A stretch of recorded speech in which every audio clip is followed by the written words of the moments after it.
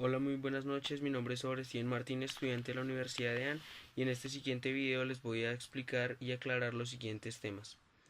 Primero, ¿cuáles son las diferencias que hay entre la estructura funcional y la estrategia internacional? La estrategia funcional, en esta estructura, las decisiones son centralizadas o estar centralizadas y existen cuatro tipos de estructuras funcionales, los cuales son las compras, producciones, marketing y finanzas. La estrategia internacional. En esta estrategia se elaboran los productos para su mercado interno y luego los venden en otras naciones con la adaptación local mínima. El segundo punto dice: investigue sobre una empresa y explique cómo aplica su arquitectura. Bueno, esta fue la empresa que yo escogí, así es como la voy a explicar respecto a su arquitectura organizacional y cómo aplica. OFTA es un laboratorio de especialidades oftalmológicas que se dedica a la comercialización de productos oftálmicos. Este laboratorio cuenta con un sistema de gestión de calidad que está avalado por el ISO 9001, el ISO 14001, etc. Y cuenta adicionalmente con un sistema de control y seguridad de base. ¿Cuál es su estructura organizacional? Esta estructura organizacional inicia en la cabeza como gerente general, y de él dependen las tres siguientes áreas: el área financiera, el área de gestión de mercado y el área de gestión de ventas. De esta área financiera dependen esta área de recursos humanos. ¿Qué hace esta área de recursos humanos? Son los encargados de todos los trámites de los recursos de todas las personas, contratación y bienestar social de cada uno de los empleados, cumpliendo con las normas establecidas por la ley, de las que dentro de ellas encontramos los derechos que hay de prestaciones sociales, seguridad social, eh, etc. Ahora pasamos a esta gerencia de mercadeo. Esta gerencia de mercado se encarga de, primero, la dirección general de esta dirección y a este gerente de producto. ¿Qué hace esta dirección regional? Tiene unos visitadores médicos que son los que hacen la promoción de los productos oftalmológicos que ellos vienen manejando.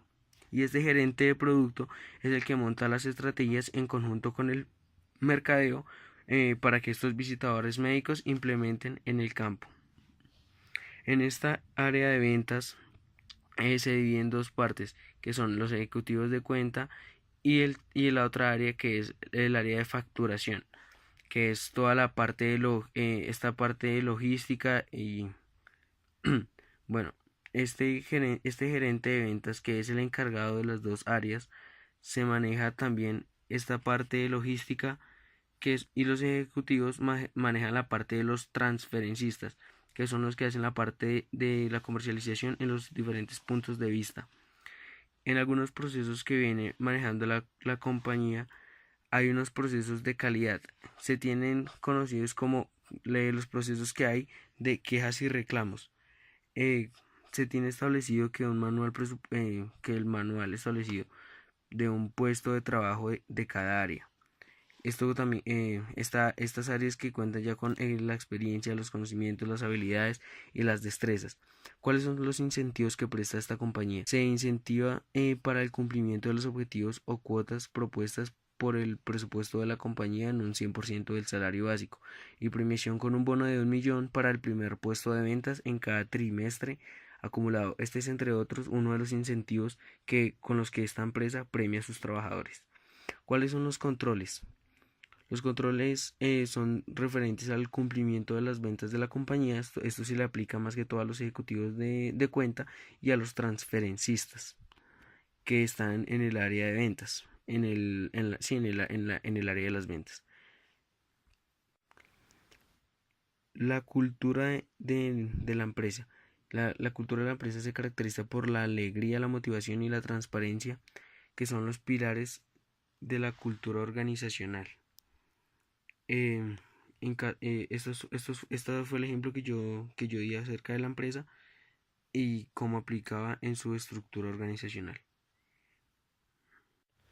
Bueno, la tercera pregunta: ¿qué y cuáles son los sistemas de control e incentivos y para qué sirven en una empresa internacional? Bueno, son los parámetros que se utilizan para evaluar el desempeño de sus subunidades y el de sus administradores. Por ejemplo, se podría medir por la rentabilidad y el de y el de los administradores por los resultados. Y los incentivos son para premiar a las mejores rentabilidades y a los mejores resultados que presenten los administradores. ¿Esto para qué sirve? Para que una empresa internacional le dé motivación a sus subunidades para que estos sean más competitivos y den unos mejores resultados. ¿Cuáles son los cuatro tipos de controles que hay, de sistemas de controles que hay? Que son los controles personales, que habla sobre el contacto personal que hay con los subordinados, controles burocráticos, que son el sistema de reglas que rigen acciones de estas subunidades. Controles de rendimiento son los controles que ayudan para que se logren estos parámetros de desempeño. Los controles culturales son cuando los empleados internalizan las normas y el sistema de valores de una empresa. Bueno, siguiente pregunta. ¿Por qué razón las estrategias de negocios y la estructura organizacional están interrelacionadas? Bueno, estas estructuras organizacionales y estos controles se interrelacionan de la siguiente manera. ¿Qué pasa? Estas estructuras son las que ayudan a definir o sea, cómo son las estrategias del negocio. Un ejemplo, digamos, cuáles son sus mecanismos de integración, cuáles son sus necesidades de coordinación y, por ejemplo, sería cómo se estructura organizacionalmente, ejemplo, si son verticales u horizontales. Esto ayuda a definir si, o sea, a definir o cómo usar un método en la estrategia. La siguiente pregunta. ¿Qué diferencia hay entre estrategia global y estrategia transnacional? Estrategia global es la estrategia que se centra en el incremento de rentabilidad y reducción de costos, el crecimiento de las utilidades para esta misma reducción, pero las demandas para mostrar sensibilidad local son limitadas.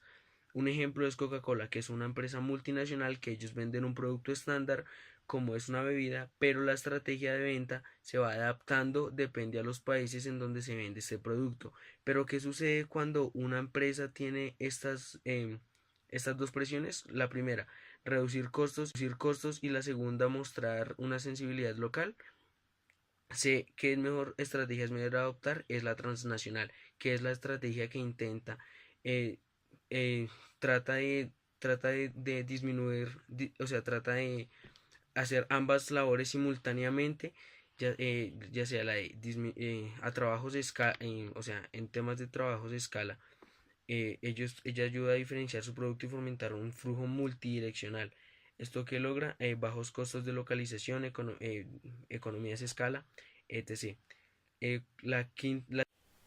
La siguiente pregunta dice: ¿en qué momento una empresa debe utilizar sus procesos internacionales en una organización matricial?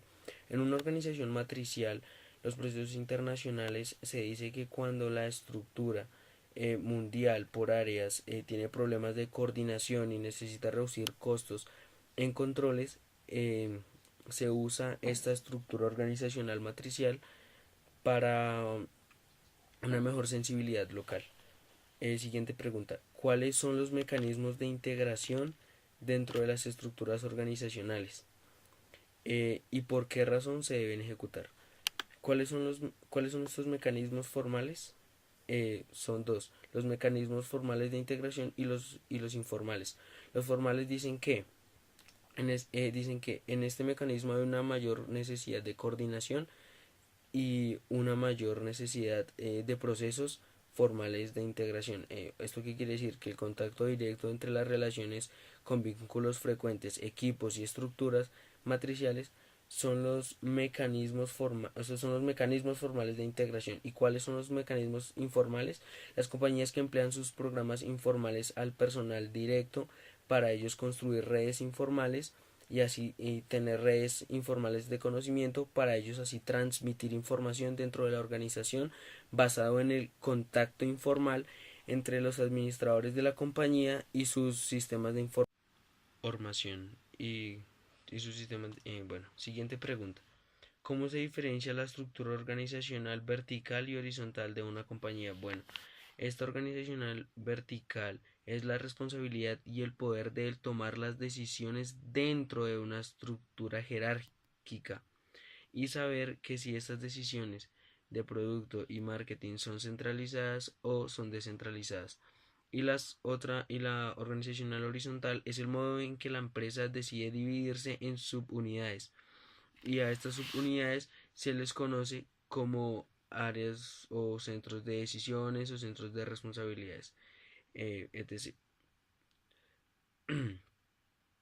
Bueno, siguiente pregunta. Dice, ilustre qué diferencia existe entre efectos de aprendizaje, economías de escala, economías de localización y curva de experiencia. Bueno, los objetos de aprendizaje es el ahorro de costos debido al aprendizaje que se realiza cuando se desarrolla una actividad varias veces. Esto que hace que la productividad aumente.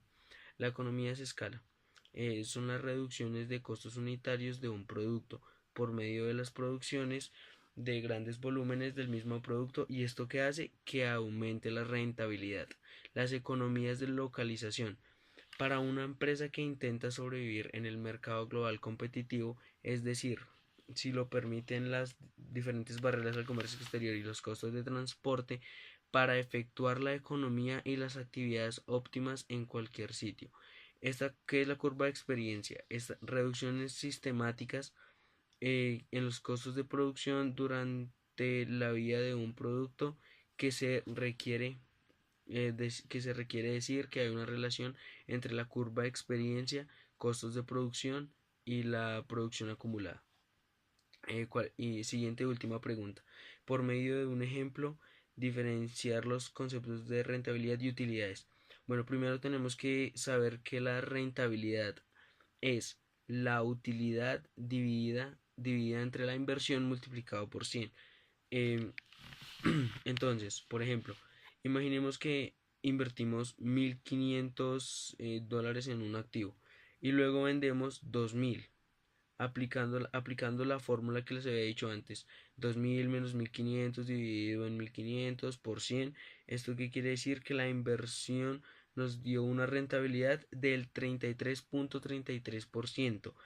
O otra forma de decirlo sería que la inversión o capital tuvo una variación del 33.33%. Bueno, con esto concluyo el video. Muchas gracias por su atención. Espero que les haya gustado y gracias.